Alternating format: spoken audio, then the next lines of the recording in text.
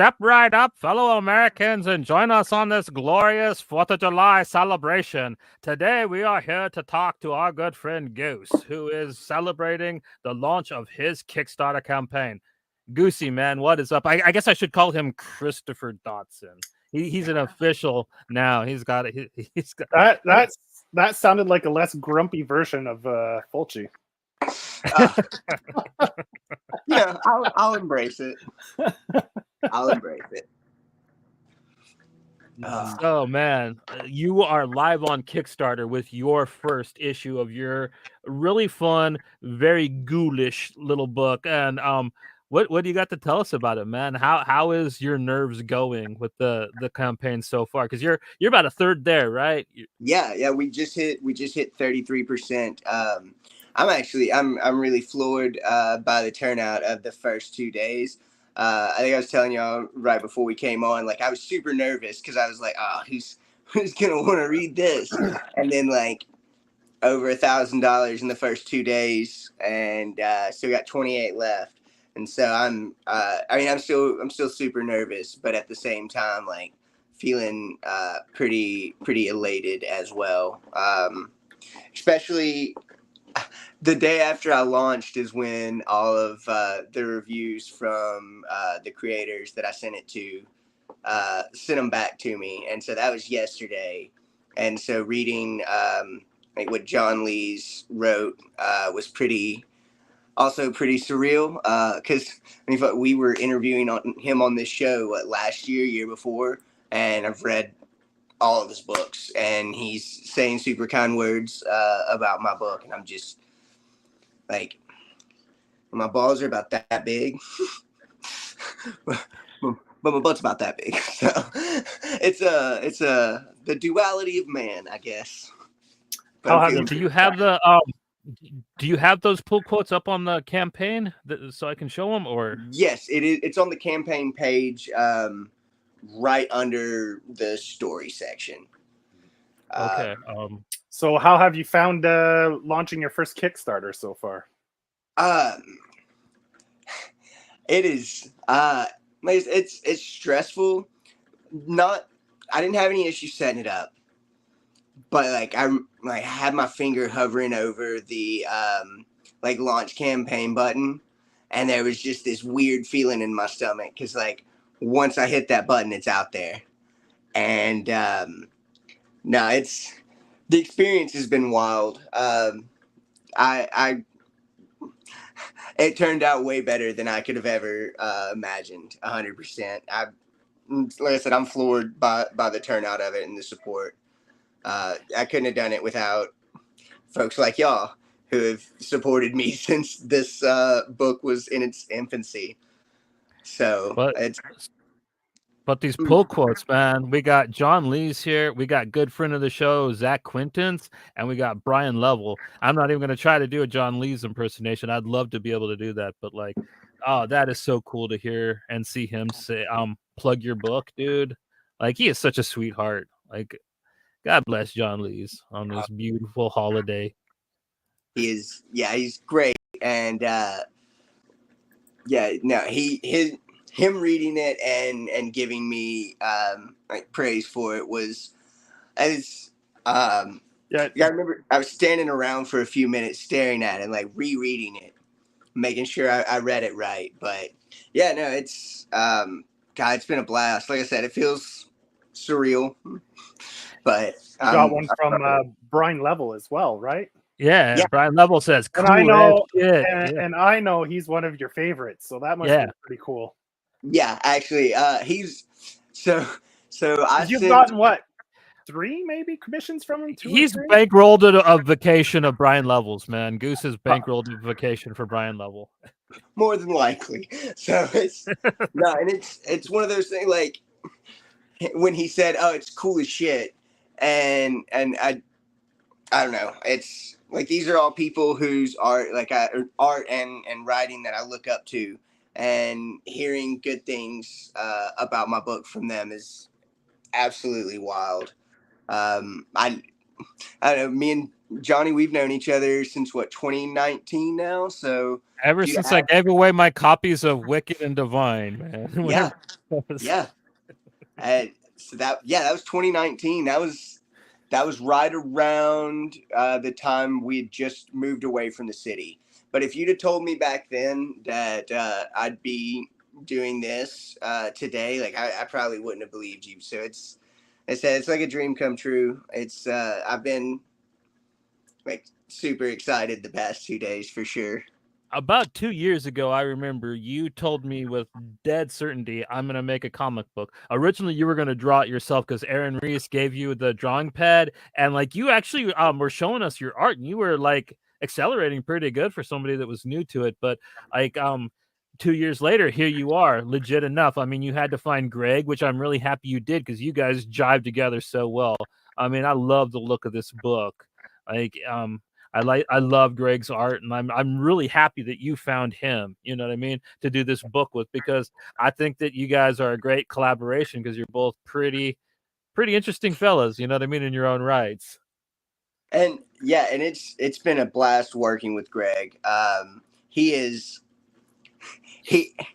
I don't know if I've ever met anybody who could pick up what I'm putting down when it comes to the way that we worked on it, because he would read something and immediately like get these ideas and go after it. And like I kind of told him from the beginning, like I'm not super attached to the panel layout. Like we can always change stuff. And he came in with these fantastic ideas, and he breathes so much life into the book. I'm excited to be working on this series with him because we've still got 4 issues left to go.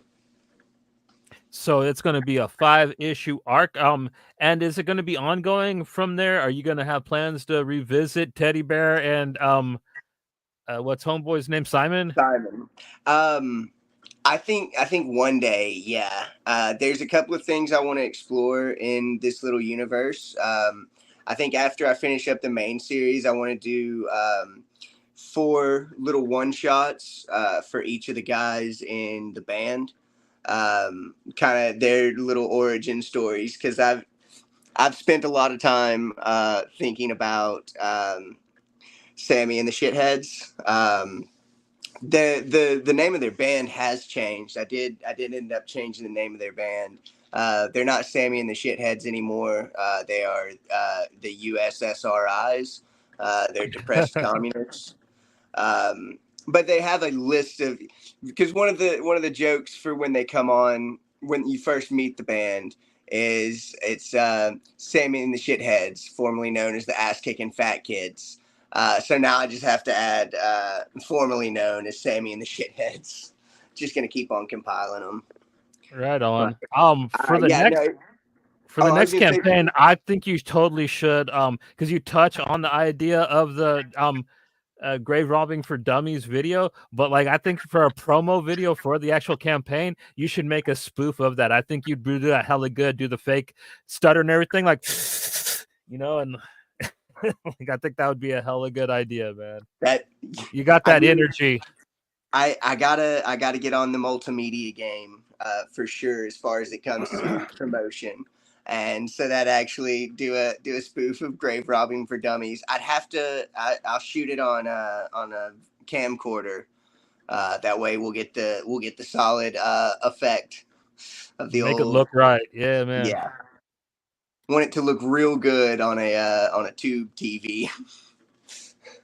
But no, it's like I said, it's one of those things. As far as the universe goes, I've got this idea later on for Simon, but I feel like that's something I'll have to tell y'all about off air, only because it may spoil some of the end of this story. But there's something I would like to do with Simon, but maybe a few years from now for sure. That's cool. I'm glad that you're kind of keeping it short, because I think that survival horror stuff should be kind of shorter. I don't like when they kind of, I mean, it's all right when Kirkman did it, but like, man, just let him do it. You know what I mean? Like, not everything has to be like some long drawn out. I can say the thing that I would want to work on with Simon would not be horror. It would be more like Indiana Jones. So it would be him going off on grave robbing adventures all around the world. Because turns out he's good at it. Yeah, him going to like France and going after Jim Morrison and stuff like that. You know, going after the famous. I feel like he'd have a better chance trying to revive like old 80s punk bands. Like he just brings Sid Vicious back and doesn't realize Sid Vicious is just an awful person.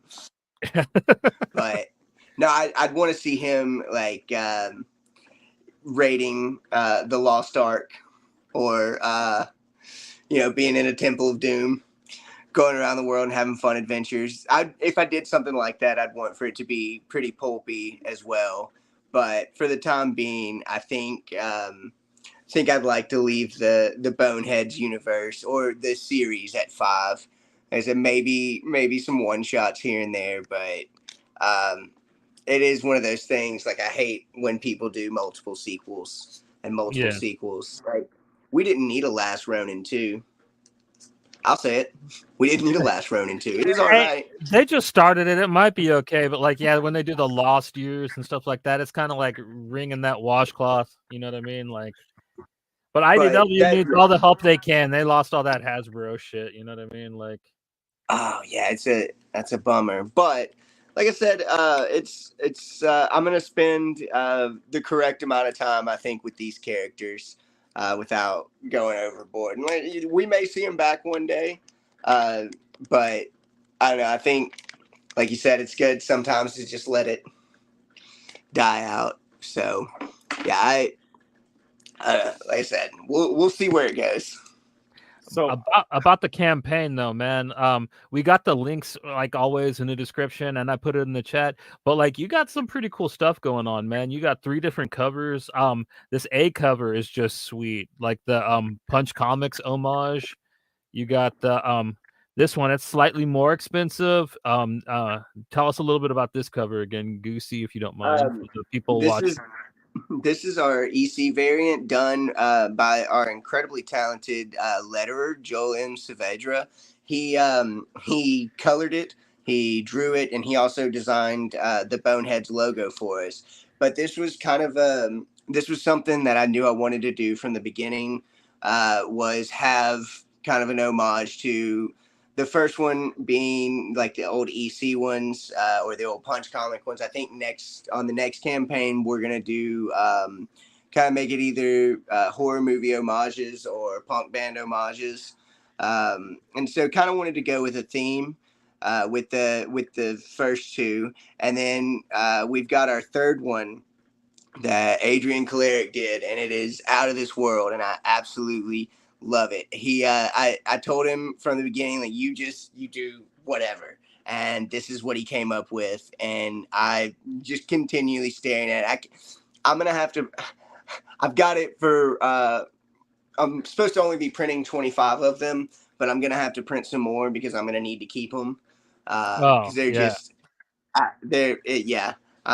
I love it. I couldn't believe it when he sent me the final result. It's brutal. It is everything that Boneheads is. It's very punk, very brutal. The way that he did the characters in the background that kind of have that Mignola touch to them. Y'all know how much of a fan I am of Hellboy and everything that Mike does, and so that's a bit of a thing with both the variant covers. Like the one that your colorist did, it has that Mad Mignola clean line style. European clean line, especially with Simon. Yeah, you see it a lot. The way he draws the arm and everything, and you see that creature too a little bit. The way the shading's done, the nice square shading. So that's pretty cool. And then we've got the shirt as well. Yeah, the shirt. Which let me pull up the campaign page. Yeah, we'll be having the shirts as well, which my sister is making those. She actually she asked me beforehand. She said if I was making shirts to let her know, And so she is doing all of that for us as well. And so pretty much every aspect of this is super indie. Maybe not the printing, because we will be going through one of the websites like Comic Wellspring. But pretty much everything else has been going to be done in-house. And so that's another thing that I'm pretty proud of. It's just all the stuff that we're able to do. And is that I'm able to help out my sister. And then there's a company in town that's going to do the posters and stuff for me. And I'm able to help them out.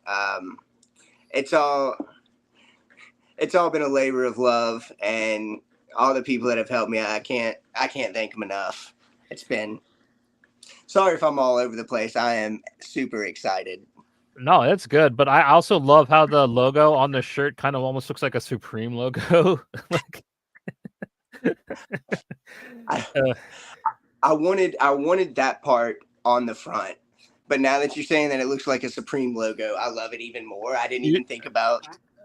Almost should do those shirts white, just so like you could like totally go for that Supreme logo. Like, hey, we can do them white. I am. They have not all been printed yet. She printed me up one that I have to go pick up this week. I'm super excited because now I'm gonna have a shirt with. Hey, yes. But now I'm gonna have a shirt with my comic on it, and like 90% of my shirts are comic related. Like I wear my Slowpoke shirts and my Dig shirt like all the time, and so it's gonna be neat seeing my book on a shirt. yeah, man. Like I can't believe how ecstatic you must be. And like I'm really hyped too. Like I know I didn't have anything to do with the construction of this book, but like I think of it as how'd we get here production or a Pink Buzz production, because you are a cast member in my opinion. Like you it's always been choose your own level of involvement. And I understand why you can't make the show too much, but like I am ecstatic because I see this as a win for, you know, all of us, man, because I mean, I guess that there's been other people in this sphere that we know have put out their own books, but like seeing you do it, like it literally is like you know, dreams do come true, and like you all you got to do is kind of step up a little bit. And with the book though, you're only asking $3,000 for the Kickstarter, so you're not even really going to break even on this, are you? So you're going to kind of take a bath on this first issue just to get it out there. Yeah, that was my plan from the beginning. Because actually, what my plan was from the beginning was whether this Kickstarter succeeds or fails, I was putting this book out, and so even I knew I was going to take a loss from the beginning. But that's not really why I did it. Like I said, it's one of those things that I told myself I was going to do. I mean, I guess it was back in October, I told y'all that I was doing it. And I stopped wasting time and put it towards it. And so I did. I mean, everybody's been pretty much paid. The book is damn near ready to go. And so I didn't want to set the campaign goal too high, because I have seen a lot of really good books from really good authors set at 4,500 and still barely scrape by. And so really all I wanted was the campaign to be able to fully cover shipping and printing. And then anything else after that is going directly into issue 2. And so I've kind of calculated it out and seen about what shipping and printing is going to be. And with 3,000, that would put me pretty far into getting production of the second issue done. That would definitely take care of lettering and most of the art. And so that's it. I wasn't planning on breaking even or even making anything, man. It was more of an investment, is the way that I've been looking at it. It's me investing in myself, because making a comic because you want to make a comic. Yeah, man, because it's living the dream. I gotcha. Yeah, dude. And so now I don't know if I would be able to do an issue 2 if issue doesn't succeed. But I'm making issue 1 regardless, and I'm hoping that enough people read it and like it that they want more, and I'll keep on making books as long as people keep reading them.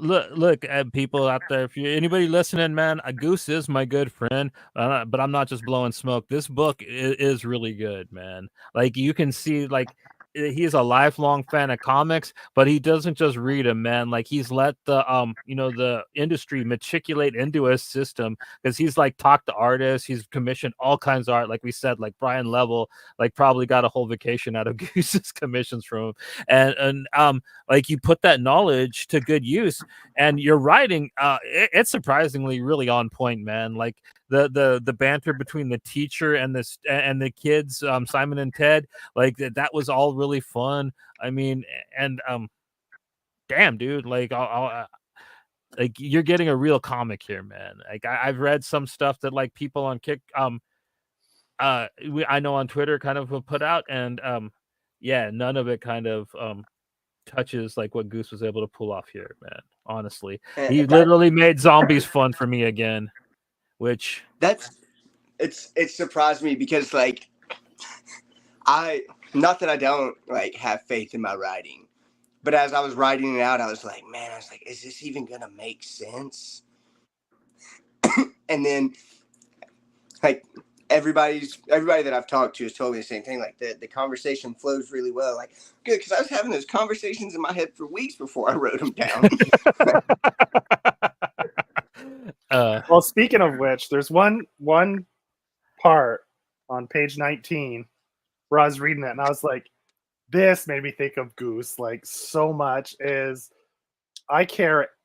A casket is a rectangular shaped barrel device, while coffins are 6-sided and they taper towards the bottom. I was like, that's such a smart ass Goose reply to someone. I was like, that's got Goose written all over it. When I read that, I was like, oh fuck, that's such like a Goose reply to someone's like questioning like the plan, or yeah, Simon may have a little bit more of my personality in him than I'd like to admit. There's a couple of things that he does or says that I pulled straight out of my own playbook, like especially him disappearing with the one hitter. Because hey, look, I'm gonna show up. Probably going to be high. And Simon is very much the same way. He did put the joints back because Teddy did tell him he couldn't bring the joints. But he did show up with the one hitter. And so, like I said, he's got a couple of my fun attributes in him. But yeah, he's more like me than I'd care to admit. Go get your katana. Yeah. I actually do not have a katana. Dakota won't let me. It's the same thing with a crossbow. Like, especially with kids now, especially little boy. Yeah. Oh, he's gonna get into trouble with those things if you have him around the house. Did y'all not see the Bobby Digital RZA sword that he put out with his campaign that they did for, was it Z2? The comic that Vasily Lalos did with him? Yeah. Yeah. Like he's got a full like Bobby Digital sword that was like $800, and it was supposed to be like battle ready. But I'm not taking anybody's word for it. Yeah, no, I always remember that part from Paul. Like I haven't seen Paul in forever. Yeah, he had the blade sword that he tried to use on the FBI agent that didn't go so well. I don't know. I have a couple ninja weapons that I bought when I was younger, and I still just have them. Yeah, I mean, you have to. I had throwing knives for the longest time, and I don't know where they're at, but I'm glad I had those. I had some throwing spikes, and those were pretty cool. But I can't keep stuff like that around the house anymore. Because yes, little ones. I do have this badass plastic broadsword that I found in the middle of the road a couple of years ago. You found it in the middle of the road. Me and Dakota are going down the road, and she had to remind me of this because I was like, I don't know where I got this sword at, and she said you picked it up out of the road. But we were driving down the road, and apparently I just saw something sword shaped, and I pulled over. I was like, I gotta go get it, and it was just this badass plastic sword.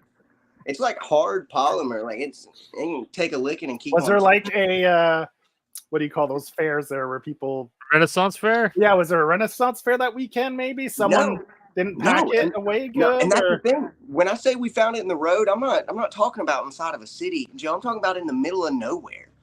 Like, yeah, but a lot of those Renaissance fairs do it in the middle of nowhere because you need big, vast like fields and a lot of land. So you know what I think is like there's like a Texas black metal guy that like was filming his own music video out there in the woods, just like ah! You know what I mean? And like he lost his sword. And I found it. I've also got a giant sword on a stick. Or it's something you staged because Dakota's like, you got to stop spending money on toys and stuff. So you're like, fuck it. You bought it and you threw it in the middle of the road knowing you were going to go by there within. Be like, look, there's something in the middle of the road. And then now you got your sword just saying you found it randomly instead of actually buying it. But now I know how I'm going to get toys for the rest of forever. What? Somebody bought this big Godzilla action figure that I'd been wanting and just left it in the middle of the road. It's in the field. What's it doing over there?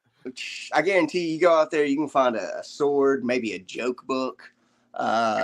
Straight up. Yeah, handwritten joke. Handwritten. It's the best. But no, it's like I said, I'm so excited. I don't have any ninja weapons, but I am gonna I'll pull a Bobby Digital and make Simon's sword a tier. Once you get like your readership, like as you do campaigns, you'll build your readership. One of your stretch goals have to be a joke book. Yeah, handwritten joke book. Yeah. You know what? Yeah. I just fill up a composition book front and back. Yeah, we'll have to do that. I actually, speaking of, I know we were talking about the goal being 3,000. One of the things that I talked with some of the guys that Joel and Barlow and Devin and them is if we do end up hitting our goal quicker than I imagine we would, I think we're going to try and add in some stretch goals as well. Maybe like a short 5-page, I was talking about doing the one shots of the band, but doing like a 5-page short story in the back or just anything like that. So that is another thing to look forward to. I didn't plan on making stretch goals at first, just because I wasn't sure what the turnout was going to be. But if it continues to turn out like it is, then I think we're going to definitely have to add some stretch goals. Nice. Yeah, like a bookmark maybe. We are going to do some bookmarks and some posters as well. So we'll have to figure out some stuff for merch. Actually, you know what? I could make those. My Dakota's dad has this big ass like epoxy thing, and he makes these cool skulls. So I might just do some big skull paperweights. That'd be dope. Hell yeah. Shipping would be dumb, but fuck it.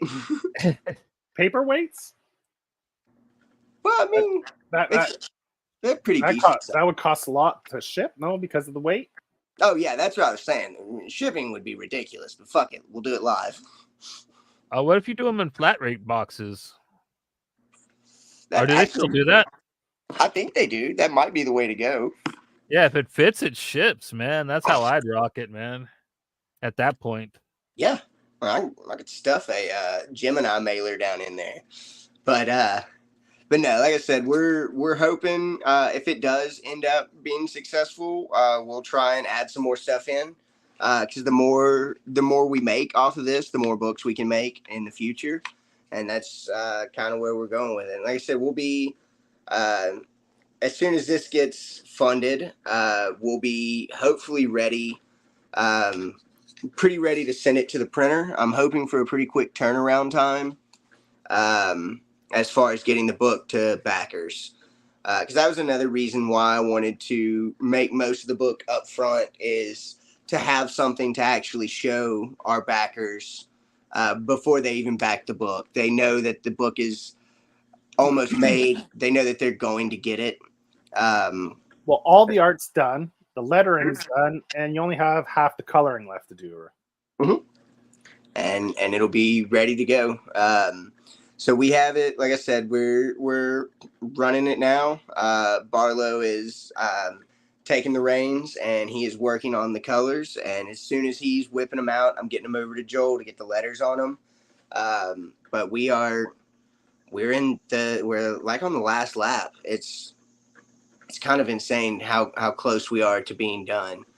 And the good news is the next book will be coming, especially if this does get funded and we have the funds to do it. The next book will be coming a whole lot quicker because we'll be able to get Greg on the art right away. The script for it's finished. I need to get Devin to edit it, but it is finished written for the most part. All right, Chase, how you doing, man? That's what I was going to ask you, where you're at on the script, because for issue 2 and all that. Yeah. So the scripts for issue 2 and 3 are done on my end. There's still, like I said, there's still edits that we got to do, but they're about as complete as issue 1 was when we started in November or October. And so there'll be stuff that we'll have to change around a little bit or edit, but for the most part, it is those scripts are done. And 4 and 5 are plotted out, and they have been rough drafted. But I've been focused a lot on getting the campaign and getting all the other stuff ready. But yeah, as far as the stuff on my end, I'm pretty close to being done with the entire series. And we'll keep on putting them up here on Kickstarter as long as we can. That's the goal. So when it funds, you're planning on having it fulfilled by like around September then? Would you guesstimation? I'm hoping so. So we've got I know that Comic Wellspring, who we're looking at for the printing, has been swamped here pretty recently, and so I want to say that we're really the September would be fantastic, but I'm thinking it's going to be October, hopefully at the latest.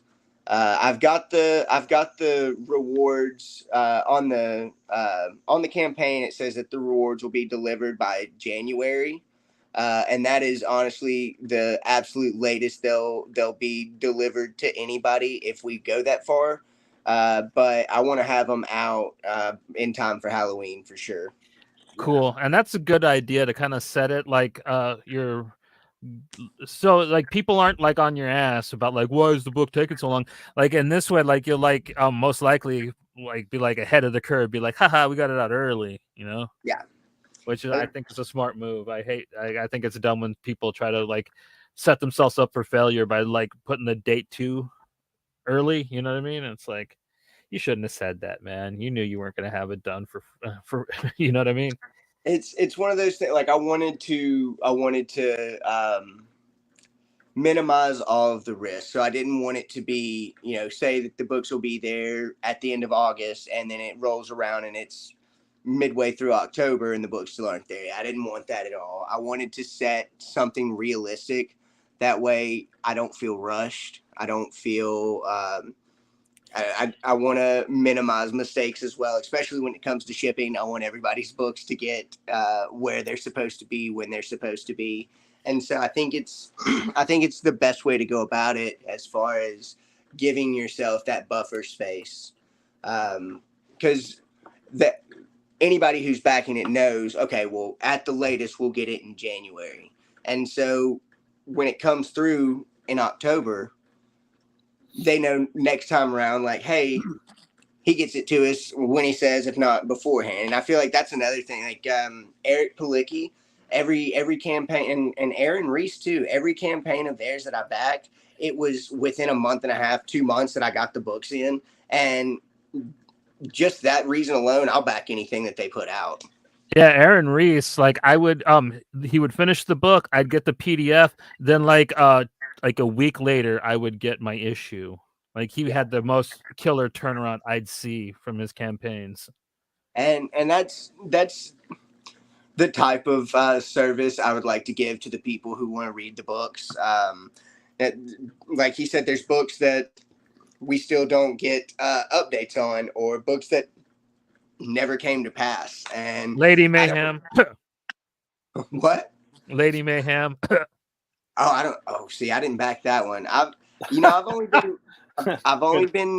only been shafted on a few, but it's a bummer. It's a I've huge got bummer. maybe 3 now, I think. That Yeah, 3 in just total that never. hasn't- Not even a PDF, nothing. The book hasn't been finished.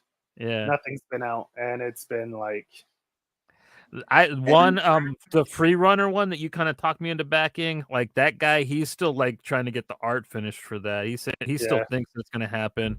And then I have like 2 others that I'm not even gonna mention. Like one's called Neotech. I went and drew NFTs instead of doing his comic book. But what's up, Goose?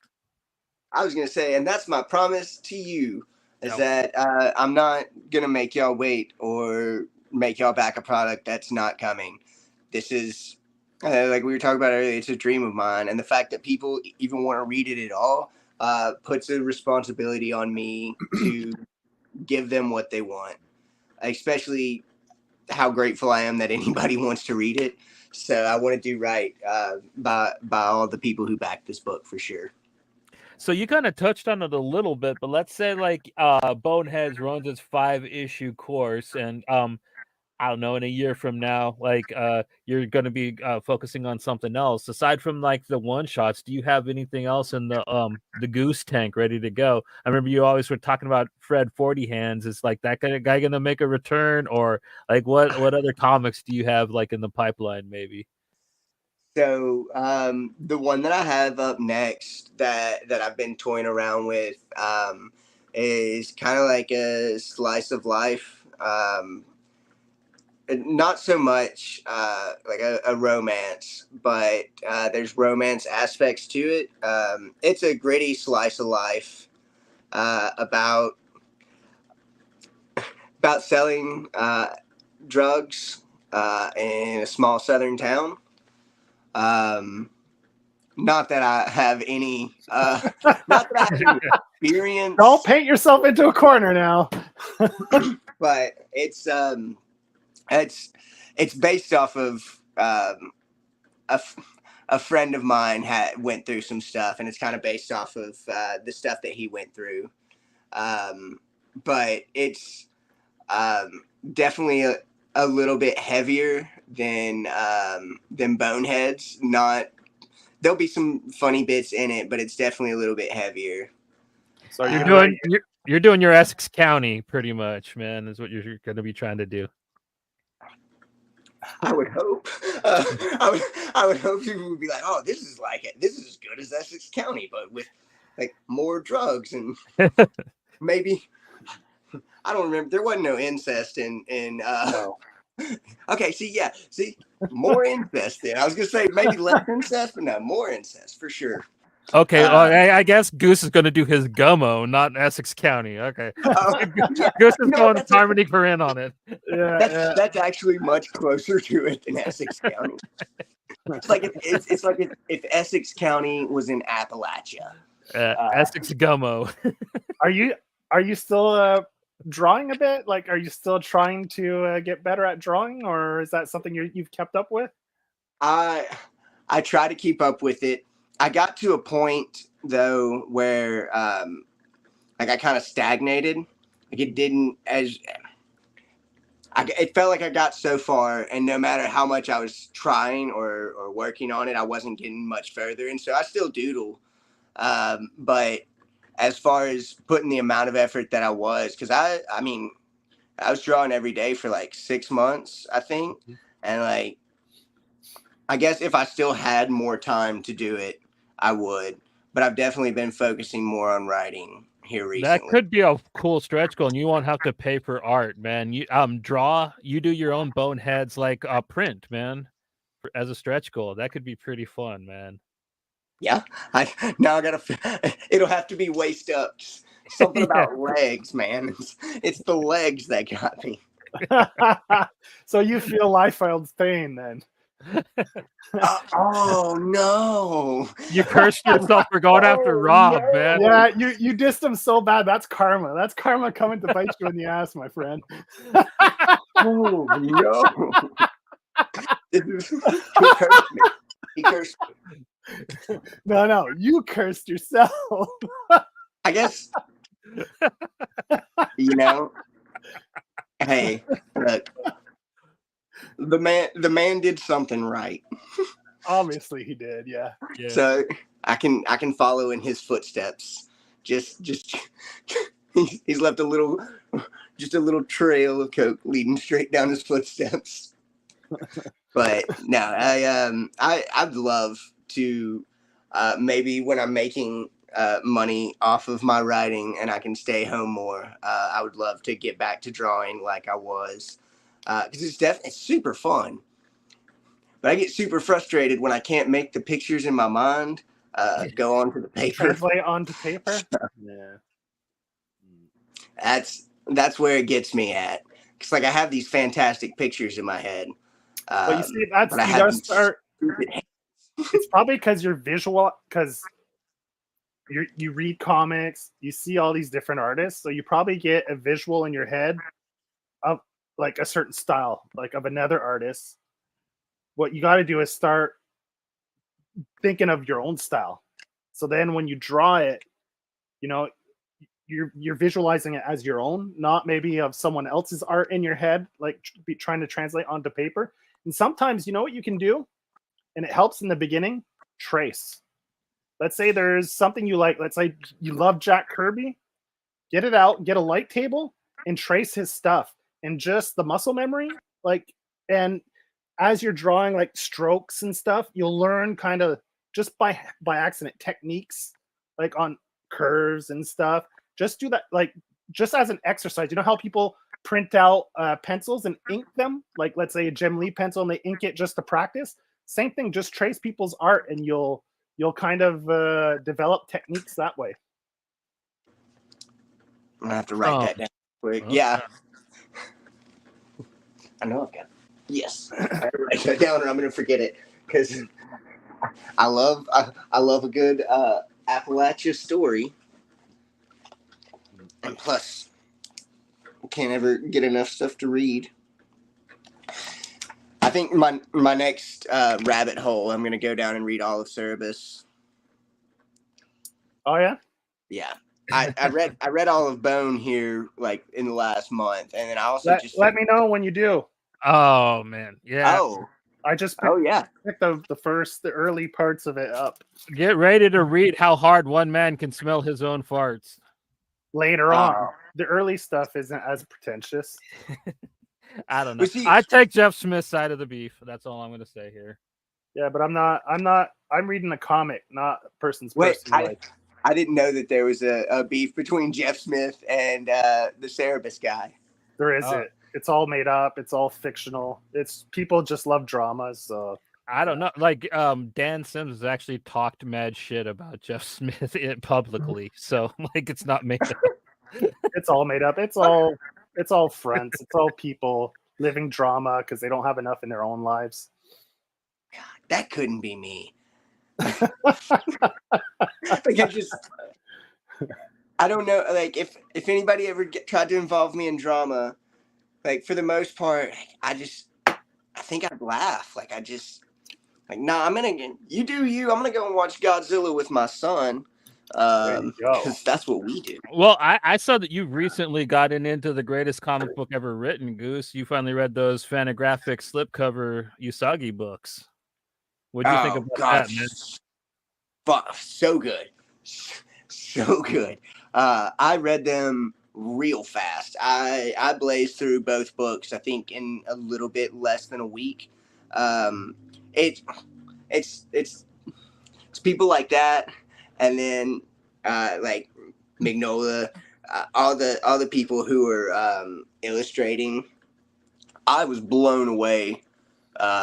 I was really blown away by Usagi Yojimbo. Plus, they had Zilla. Yeah, the Zilla little mini issue. Yeah, in the first book. Yeah. God, love that so much. Gotta love that so much. I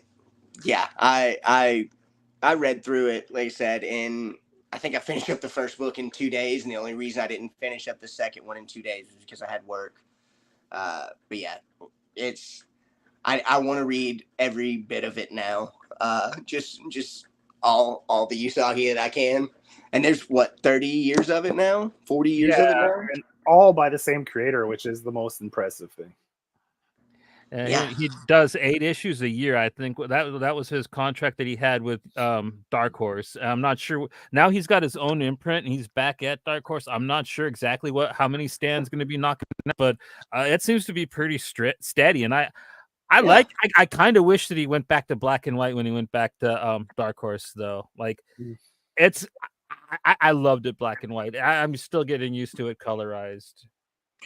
I definitely I got I have a love for black and white books and Usagi as well as Bone. I know that they have a colored Bone, but I went ahead and just went with the black and white one when I picked it up. It's something about it. It's something that I think I talked with y'all about before we put Boneheads into color. I really did think about doing black and white with limited colors, kind of like the Sin City look to it. And that's still something. Eventually, I'm going to make my black and white horror comic. I don't know what it's going to be yet, but I'm going to do it. I also brought up Usagi Yojimbo because that book really helped me as an artist when I first started with actual like body shape and stuff. I learned how to draw like the rabbits and the foxes and I got really into because I absolutely worshiped that book since I was about 11. So it was very instrumental in my own art until like I discovered like Eduardo Rizzo and I guess another one that is J Scott. But yeah, like Usagi Yojimbo, like I think that might be a fun way that you can kind of learn how to draw feet and legs and stuff like that. Get used to drawing it with the big baggy samurai pants on, and then like then you can just start drawing it. But yeah, that was just kind of a tip I had for you too. Like kind of try to find like a simpler style and get the forms right, and then you can move that up to scaling. And then if you want to draw like long stretchy characters like Aeon Flux, you'll be able to once you kind of get the general shapes down of how hips and all that kind of move. I'll try my best to get. You said Aeon Flux, and now I'm thinking like if I work at it really hard, one day they'll let me make a head comic. Oh, dude, like I'm pretty sure you could get the rights for that hella cheap, man. I don't think Viacom even cares about that property, which is a shame because that was a fun ass cartoon, dude. Straight up. Like anybody that doesn't know the head, like that was on opposite seasons of the Max. Like they would show the head, then they'd show the Max, and yeah, those were just fucking back when cable TV was really good, man. God, yeah. I just wish that. Well, you gotta choose the people you trace, Chase. I mean, yeah. See, my problem is I'm trying to. If I was gonna trace, I'd be trying to trace people like like Daniel Warren Johnson or any of those. Like, but you go back to like 90s, like more like standard classic comics first. Yeah, start with like people like old school Jay Lee would be if you want to kind of get into superhero stuff. I would say like he's really kind of easy to replicate, at least like especially his old early Image stuff like what's it called, Hell Shock, and then like a lot of his Marvel stuff as well, like his X-Men stuff. I mean, I would love to draw like Eduardo Rizzo, like Joe just held his book up like that. Black and white people. There's gotta get more love for black and white comics, man. Yes. Yeah. Like, Some books big shout out to a black and white comic that was also crowdfunded, but Full Tilt. Oh yeah. Oh God, Jason Coleman. Yeah, he's a gangster, man. He's been working on that book for like 8 years. Yeah. And you can just fucking feel it when you read that book. That is something special. I got about halfway through reading it when I finally got mine in, and I was just sitting there going, oh God, there's some people who are not going to be able to read this. And that is a bummer. Yeah, I've been a fan of Jason's for a long time. Like one of my first videos I actually did with audio, reviewed did an early review for his book Destroy All Monsters that he wrote with Mike, like the kaiju book that he did for Dark Horse. And yeah, like it's been really cool watching him develop Full Tilt and finally get it out.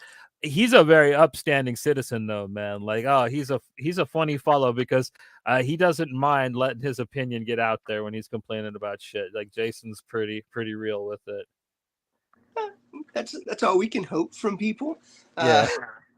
No, I've especially in the past year, I've been reading a lot more books in black and white, and I don't know if it's because I've been reading a lot more indie books. Not that I wasn't before, but But I've also been reading a fuck ton of manga. Like I just got done with all of Attack on Titan, and worth the hype. Worth the hype. Sure. I don't know, man. It gets really boring, and then it just gets crazy. I don't know. I did not like it. The third season was just so boring, and then when it got to the other land, I just was like, "What the fuck is this?" I hadn't watched the show. I need to, but I finished it. I read all 140 chapters in like. From what I understand, it's a really close adaptation because it's the same director that did Death Note. So like, and he keeps it pretty tight to the manga. He's a pretty he doesn't actually do adaptations. He does translations, I'd say probably. I think the art, the animation in Attack on Titan is gorgeous. It's probably one of the first ones that like really had that standout like Mappa. Like I don't think Mappa actually did Attack on Titan, but like it was the first one to have that really kind of multi-layered look that and yeah, I think it like I remember because I got the first season of the show and then I decided to read the manga because like I knew that they were having all the delays and I thought the manga art was just kind of pitiful compared after seeing the show. Sadly, the first season's fantastic. Yeah, the first 2 seasons of Attack on Titan are great, man. When it's just about them fighting the big fuckers, eating cast members, like that was great. When they tried to have an actual story to it, I was just kind of like, man, go back to the dumbness. Story gets wild, but it was. Oh yeah, the Battle Royale manga's messed up, man. Like the movie's pretty close to it, but like they cut out so much of it at the same time. It's kind of like the Akira movie and the manga. That's the thing about adaptations, right? It depends on budget, the time restraint. Like if you make it a series or a movie, like I think with a movie, they have to do a lot more of an adaptation than let's say a series. You can leave a lot more stuff in. You don't have to cut a lot of stuff out of the story because it's more long form. Whereas a movie, you don't know if you're going to get a sequel or not. It really depends on how well the first one does, right? And even if the first one does great, you're still not guaranteed a sequel. Me actively like hard staring at my copy of Dredd on the shelf right now. Oh, I thought you were looking at Zack Snyder's Justice League. No. Fucking Dredd fucking demolishes the Justice League by like hands down. And I don't care if all you Schneider knob polishers don't agree. I mean, whatever. I'm not one to make grand comments and say I'm going to die on this hill. I'm not one of those types of people, but I mean, Dredd is the second best comic book movie ever made, man. Like after Hellboy, the Golden Army, Hellboy 2, the Golden Army. There's a new Hellboy coming out, eh? Yeah, they made it in secret. Like I don't even know who's in it. I'm so excited. I'm so excited. Was it yesterday or the day before? She's like, "Did you know there's a Hellboy movie?" I was like, "Fuck no, I didn't even know there was a Crow movie till like 2 months before it was supposed to come out." It's a horror Hellboy movie. Yeah, and a lot of people have been complaining about the way that Hellboy looks, and the only thing I can say to them is like, "Go fuck yourself." Honestly, just give me Hellboy on the big screen. I don't like. Everybody talks shit about 2019's Hellboy. I got some bad things to say about it. I can watch that movie all day long. It's great, man. Do you know what? It's based off of the Crooked Man. Yes. Oh, I love that the Richard Corbin. Richard Corbin, yeah. Yeah, the Richard Corbin arc. Oh, dude, that's like a classic Hellboy arc. And it looks like a low budget horror film. And that is great. what I want. That is what I fucking want. And that, like I said, everybody's complaining about it. Oh, So there's they'll probably actually go a with trailer for it. I'm gonna there's a trailer. Pat was was badass. watching it the other day. So I went on IMDb to see who's playing. I was like, who's playing Hellboy? Did what's his name come back? No, it's another actor. He was in anyway, he's been in quite a few things, but he played Black. Good. I like the guy who played Black Tom in that. Deadpool 2 is the one who's playing Hellboy. Hey, African American Tom. What? Oh god. Oh no, that was the joke in the Deadpool. That was the joke in the movie. Like, don't. But no, the one complaint that I do have is maybe Hellboy doesn't need blue eyes, but honestly, other than that, it looks fantastic.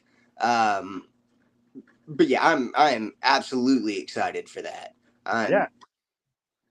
And I don't watch trailers or anything anymore. I like stay away from all that stuff because I don't know. I find there's so many leaks and everything, and like I'm gonna have to watch. And they put out like 3 or 4 trailers where they add footage, and then I find they just give too much. I like the days when it was just a simple teaser that you'd see like before a movie that was like maximum 30 seconds long, and they just gave you one cool scene, right? Just to let your imagination go wild. Now it's like all the Superman leaks. Like how many fucking or the Deadpool, like everything. The Superman suit looks like shit, man.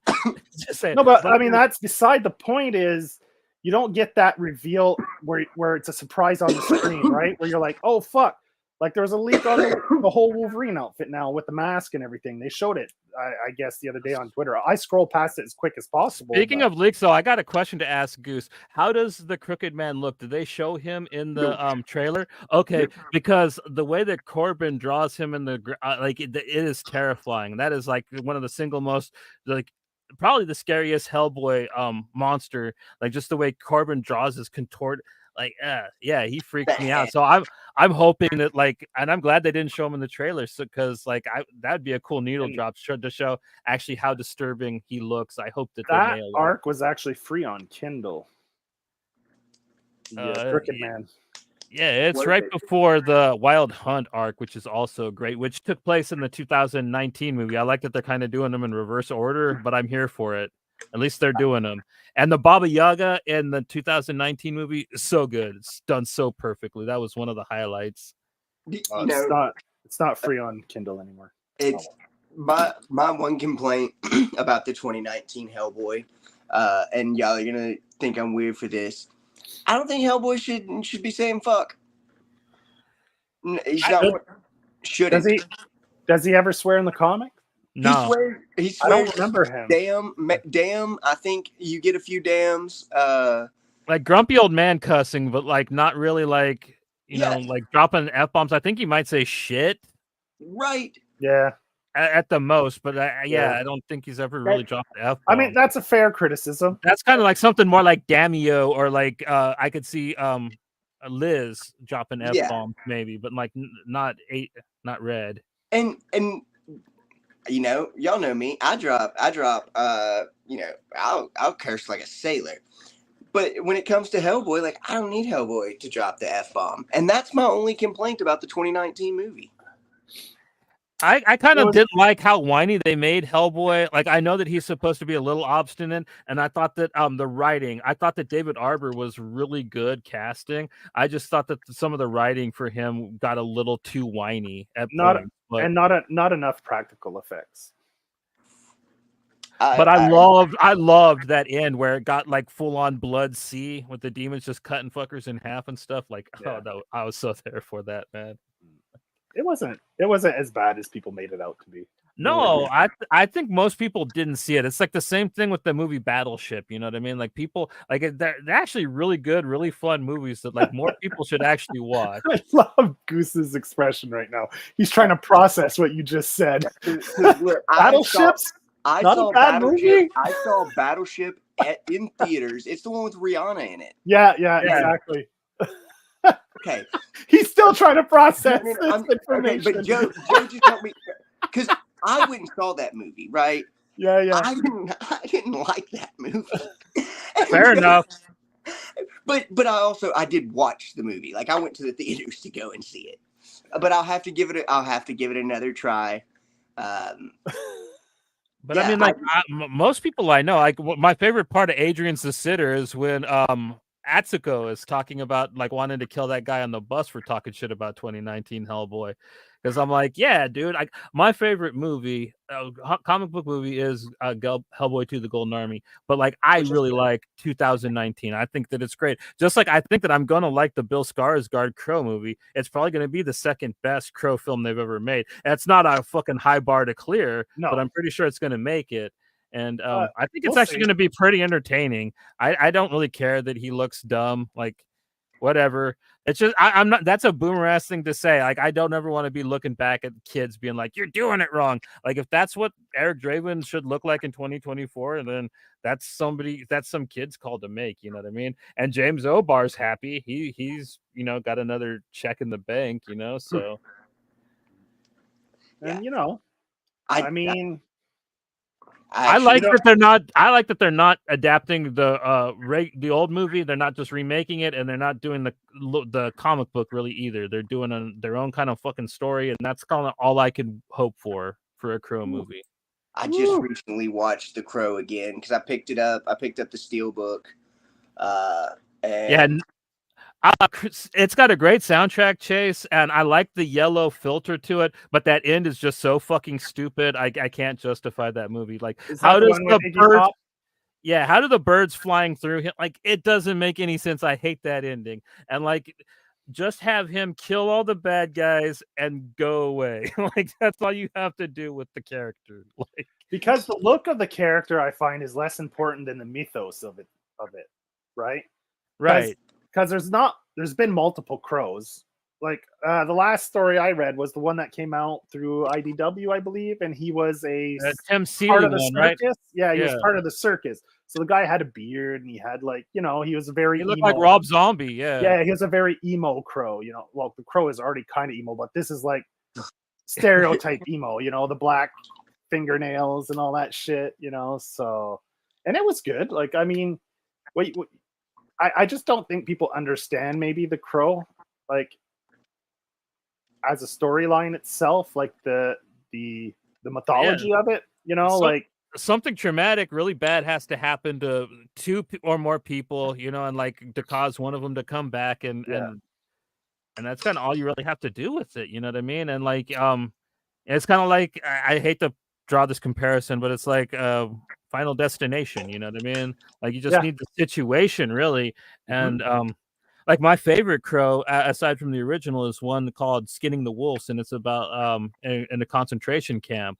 Like, one of the prisoners comes back and that sounds cool. He wraps barbed wire around his arm and like strangles Nazis and stuff. It's great. Like, love that. I would love to see that film, dude. That's the movie. I was like, why aren't they making that with Adrian Brody too? Once you see the character, like the in the book, it hella looks like him, man. You know what? What's that show that Tom Hardy was in? Peaky Blinders. No, that's Murphy Gillian. Tom Hardy was in it too. Oh, was he in the first season? Yeah. There was one where he wears like a top hat and he's super dark. I think he has a beard. It was on Netflix. Taboo, right? Yes, Taboo. That had like, if you wanted to put Crow in an old day, the visual style of that movie, like you straight Crow up, and like Gotham by Gaslight, but you do Crow by Gaslight. That'd be awesome. Like Jack the Ripper. The Crows. Like back in those days. Give it that kind of vibe would be fucking awesome. Victorian. Yeah. But yeah, dude, like I haven't seen this trailer yet, but like I'm hyped just on the subject matter that's based off of the Crooked Man arc, which I love, man. And anybody listening that hasn't checked that out, dude, get it. It's probably, and you don't have to read any other Hellboy really to read that. It's just Hellboy kind of on telling a story about this cursed boy that he met, and him going on this field assignment, you know what I mean? So like, if you're worried about like, I don't know Hellboy books, like just get this and you'll get into it, man. That's a pretty good jump on point in my opinion, right, Goose? Hey, I'm like, that's interesting. I wouldn't hate on that. I mean, Oh, especially if you check out Skinning the Wolves. Once you see the character and think Adrian Brody, you won't see anybody else really, except for maybe Casey Affleck. Maybe you could do it like somebody with that general look. Yeah. Anyway, I mean, people nowadays, someone's always going to complain on socials about anything.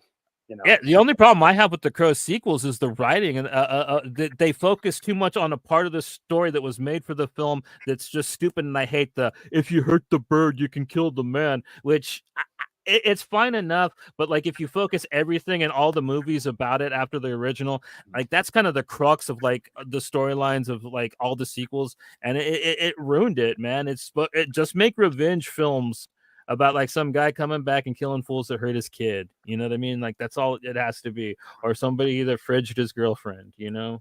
The Punisher? Just want the Punisher. Yeah, dude, I would watch what's his name as a Crow. He'd be cool. What's his name? John Bernthal. I'd watch his little midget ass run around and kill people in makeup. Like, sure, why not? Like, write the story good. You know what I mean? Write a cool ass revenge. Yeah, that's it. I mean, crime Yeah, drama. that's what we'll do I'll build up a following. I'll get some business my way, and then I'll write the next Crow movie. Hell yeah. So I've But got a it'll be- question for you it'll be that called Goose. that I'm sure you're looking forward to doing. But I'm wondering, are you going to wait till you have like a couple issues? Are you going to hit like little mini conventions or anything once you have the issue printed? Or are you going to wait till you have maybe a couple issues? Did you put any thought into that, or? It definitely would be after a couple of issues, Okay. only because like a table at a con is starting to get expensive. Okay. But Even the smaller ones? Well, there's not very many smaller ones around here. Although there is one coming up or just passed. Yeah, just passed. It was super cool. They had Kevin Sorbo there. You could meet Kevin Sorbo for $50. For $50. For $50, you can meet Kevin Sorbo. God's not dead. He's surely alive. Well, that's the thing. I took that $50 and I went and spent it on heavy metal albums and gave it to no. But it's something I'd like to do one day for sure. But there are in the surrounding area. They're all about a little bit over an hour away. But there's several comic book stores within an hour to an hour and a half that I'm going to try and visit. See if they'll carry the book. Yeah. See if you can get on concession kind of there. Yeah. Well, honestly, for the most part, like if they'll just put it on the shelves, I'll give them 5 or 6 copies. I'm not like if somebody comes in and reads it and then they come back and they go, "Oh, hey, what is this from?" Like, what if Kevin Sorbo wants a copy? Kevin Sorbo can have a copy, but he has to pay $6.66 for it. That's good policy. So, but no, I'd love one day to go and table a con, but I'd also like to have a decent amount of stuff to offload. Hey, Elle's here. I'd like to have a decent amount of stuff to offload there. Like to put on your table and have a little. And see, what I'm trying to do is I'm trying to take cues from Adrian, because I was listening to that Sitter cassette in our car the other day, and he's got Tricovi action figures. You have a tape deck in your car? Eventually, we'll build it up to get some Bonehead action figures and cassette tapes. So you have a tape deck in your car? I have a tape deck in the van that we have.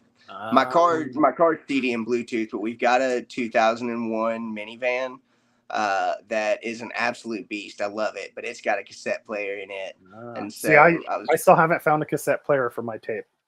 Oh, but see, I've got 2 cassette players inside. Like I've got one that I'm looking at now that's almost like a stereo box, and it plays records, CDs, and tape decks. Mine's up on my You got shelves. like an old school stereo. Cool. Hell yeah. Oh yeah, no, I love it. And then I've got like an actual like old school boom box. But I don't ever have enough fucking D batteries You lost the adapter, the plug for the back?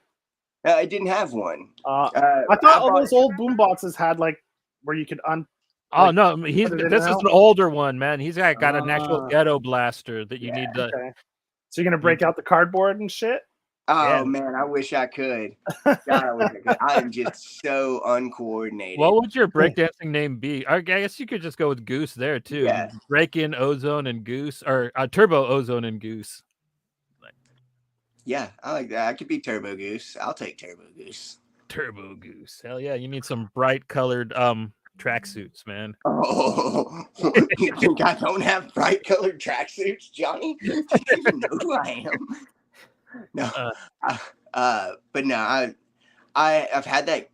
I took that fucking boombox from my grandfather's shop that he used when he was in the 80s. When he was it does. It needs 8 D batteries, and fucking batteries are expensive, bro. Yep. And they don't really make rechargeable D batteries, and if they do, I haven't found them. I don't think they do, because everything runs off double and AAA now. Yeah, I think they might, because don't the police bullhorns run off a D battery? So I figured they'd had to make some kind of rechargeable for them back when they used I don't know what the hell the bullhorns run off of now. Probably DeWalt batteries now. I don't know. Yeah, actually, they don't use the megaphones anymore. They just shoot. The first shot was a warning. You're lucky you get one. Yeah, ammunition is also expensive nowadays. Not just D batteries. But no, yeah, like I said, one day I'd love to table a con, and I'd love to make little action figures. If that's something I wanted to do, I'm definitely going to end up buying a 3D printer, because that seems like the route to go if you're going to make them. But I'd love to do something like that for sure. Plus, I love merch and shirts and action figures and fucking bobbleheads. We'll do air fresheners. Who cares? I'll put it out there. Sunglasses, yeah. Oh, yeah. Fuck yeah, we'll have some bonehead sunglasses. They'll be shaped like bones. It's not just 2 hands like that. The skeleton hands and the lenses in the middle. It's not illegal for a person to send human bones. So we could even have our own boneheads, human bones. I thought it was in Louisiana because of that little girl that was taking them from that one cemetery. The little. No. Tennessee and Vermont. That's it. Yeah, Louisiana doesn't give a shit. Yeah, you have to have at least a license or something. Okay. Or you can't sell them. But I can go right now if I had a bag of bones. I walked up to somebody and hey, would you like to buy this whole bag of bones? And if they didn't call the police and they were yeah, I would. I could just sell it to them. It's not illegal. So back to grave robbing for dummies. Do you think that you could actually make money selling skulls to magic shops like that kid says? That's one of the funniest things he says is you can sell these to magic shops. And I'm maybe you should go to the one in Dead Boy Detectives, but in real life, I don't know if in real life, I wouldn't say magic shops, but curiosity shops. You go downtown Austin, on Wiccan shops. Yeah, they've got those little curiosity shops, and you can buy fake Hand of Glories and stuff. But a lot of them will sell skulls, and you can buy fake skulls for I don't know, $100, but you could buy a real skull for $1,500 to $3,000, and that is highly relevant to what we're talking about. Right, because this ties into the book. We're advertising the comic book Boneheads. This is we're not. Technically, if you really wonder, yeah, you actually could make a decent amount of money stealing and selling bones and get all that Riz, man. I'm pretty sure there's lots of Riz you can get from grave robbing. Seems like a lot of work. I don't know. Kids are too lazy these days. They won't dig a fucking 6-foot hole. They will if you tell them you can get Riz from it, man. You don't even have to really dig 6 feet. Graves you really only have to dig 4.5. Oh, because the coffin's about 2 feet. Yeah, then you got to crack the coffin open. Well, no, the coffin opens from the top. Yeah. They only dig the hole 6 foot. So you only got to dig down 4.5. Well, maybe 4. The more you know. No. Dun, dun, dun. I'm sorry if it seems like one of us did a lot of research on this. Oh no, man. Any writer worth their salt researches the subject matter. It's kind of funny. Like last time you were on the show, like all you talked about were cannibal movies. Now it's how to do all this. It's kind of concerning, but yes, go on, Goose. I am eventually gonna have to make my own cannibal book. That's coming, right? It's a comic, not a book on how to be a cannibal. There you go. You said you wanted to do a black and white horror with like just selected color. Do a cannibal book with just selected color. Yeah, with the red. Green. Yeah, red and green, maybe. Yeah. Because it would definitely be set in the forest. Oh, so you're going to do Amazon cannibals? Okay. Yeah. I think I have to change some things up a little bit because I don't know if that's just super PC man. to do the cannibal. Like, Amazon for cannibals. That's just so we might end up making the travelers the cannibals. That would be funny. Yeah, like have the tribes people be like innocent and like the white people show up and try to eat them. Kind of like whatchamacallit, Dale and Tucker, where it's kind of the reverse, where they're like, "What the fuck's going on? These crazy teenagers just jumped in the wood chipper. Why is he eating John? They've got a suicide pact." I love that movie. So fucking. No, I guess that slice of life comic is gonna have to wait. I've got the idea for my next one now.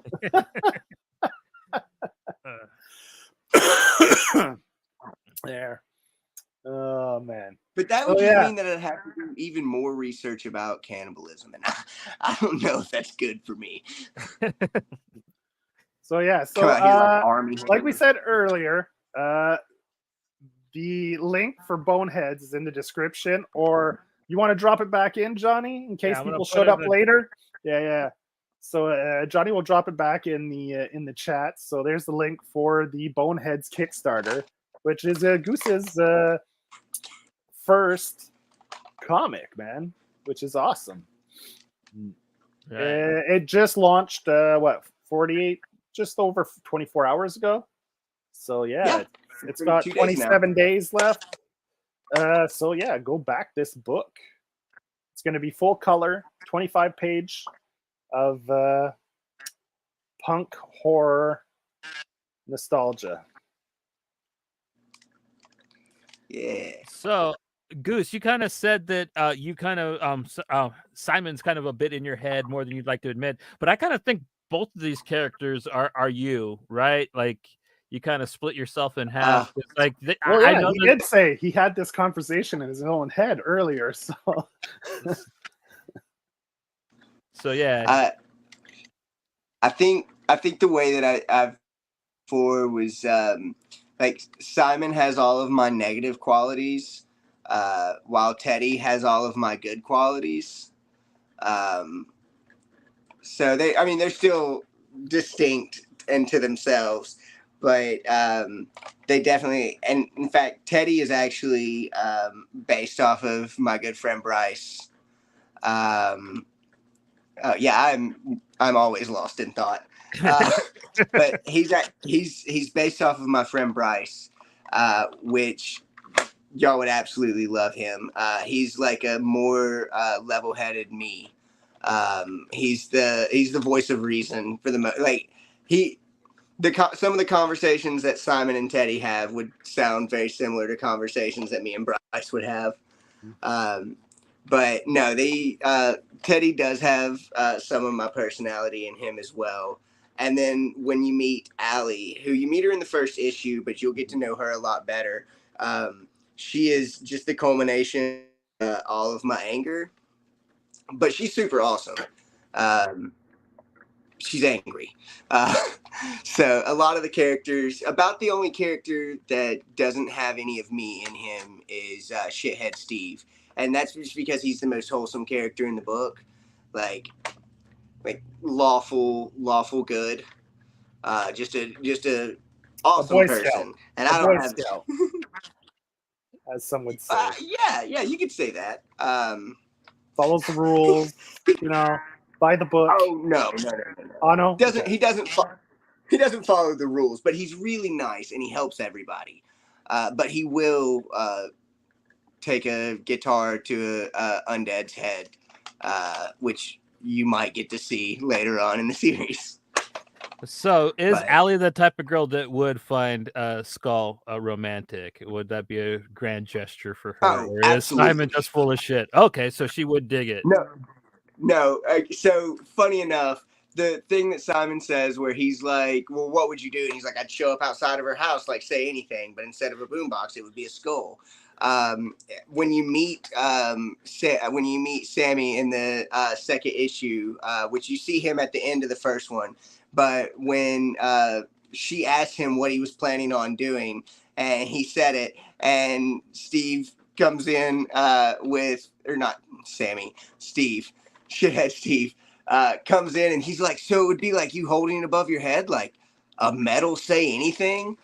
So it just kind of follows on with the joke. But yeah, she would, if it was from anybody that was not Simon, she would probably think it was sweet.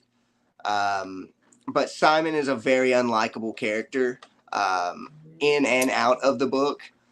He is, you're supposed to not like him. I don't know if I'd say he's unlikable, but I think he's a schemer. Yeah. Yeah, and he's kind of selfish. He's the guy that should have the nickname shithead, kind of. Like he like Steve kind of like got lost Steve's the battle. is a misnomer. Yeah. His is a misnomer for sure. Because he's also a pacifist and like doesn't fight.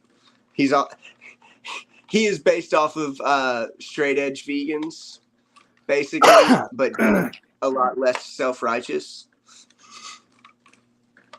But no, those are they definitely all have their bits of me in them.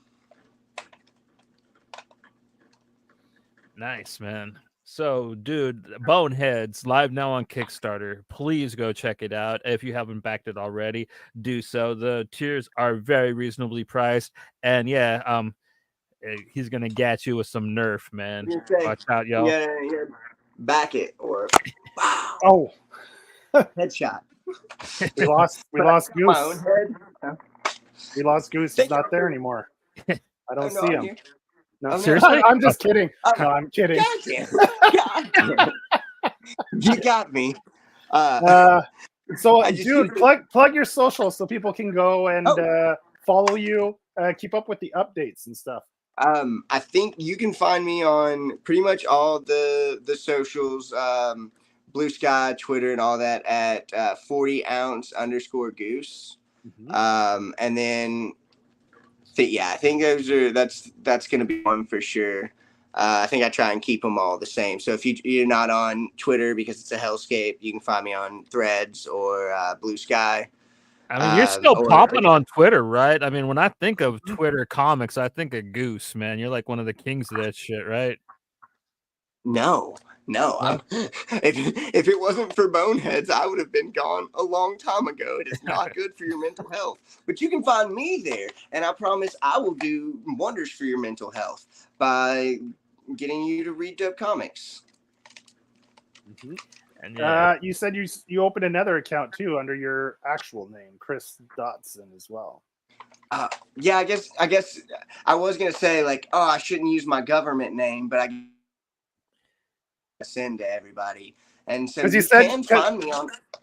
Yeah, because you said it's not someone who hacked you, right? Because a lot of people are wondering if it was like a hacked account and stuff. Well, no, but it's not even that. Nobody knew my actual name. Yeah, I don't too many times disclose my government name online, but I guess now that I've got the book, I was going to say everybody's going to know, so it's not a big deal. I'm not the most anonymous person. So you can also find me on Facebook at Colton Dotson. For all the people over 60 that watch the show that post Minions memes, that's where you can find them on Facebook. Hey, don't forget about your racist uncle. Yeah. I'm not I not don't know, I your probably have a uncle. few of those actually. Oh no, yeah, you nailed the. I got racist uncles, man. Like, Welcome I'm to not America. proud of them, but yeah. What you got going on, Goose? Besides the campaign, dude? Like, you got anything else popping off? I know Joe already asked, but you got other shows that you're going to be doing that you want to plug really fast, so people. I want to catch you later. Yeah, because I am about to start having to get ready for work. But also, first off, thank y'all for having me on. I know we've done this 100 times from the opposite end of the table, but I still appreciate y'all having me on. I absolutely love it. As far as what I've got going on, Boneheads, we've all got a racist uncle somewhere. Yeah. Boneheads, it is active on Kickstarter right now. It's live. We've been rolling pretty good with it. I've got all kinds of cool stuff to show y'all through there. We've got 3 different covers. We've got t-shirts. We've got posters and bookmarks.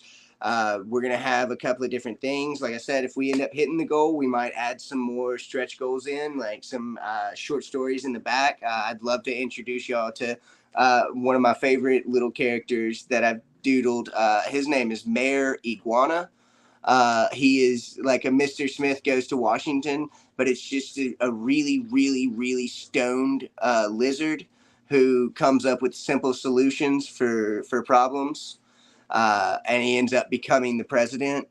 And so that's one, I guess, I'd like to put in the back matter of books, little 2 or 3 page Mayor Iguana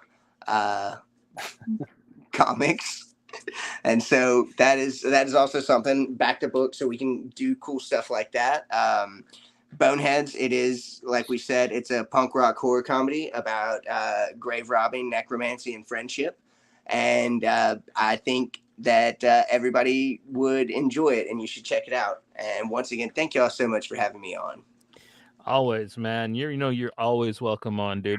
And I guess tomorrow, I don't know about Joe, but I will definitely be on Phono. We're going to be talking about The Bear season 3. That'll be on Phono AC, I believe is the YouTube channel now. We're going to be hanging out with Elle and talking shit about Carmen because, man, fuck, like, oh my god, this season, like, he needs an anvil dropped on him, but that's for tomorrow. For everybody else, dude, like, Boneheads, go back it, like, or up your tier level, you know what I mean? Get the full cleric bundle, you know what I mean? Like, you want it, like, you need it all. So yeah, it's not gonna smell like sausage, but it is gonna make your sausage grow. Back Boneheads today. Have a good July 4th, everyone. Yeah, happy, I guess, or lady sausage, either way.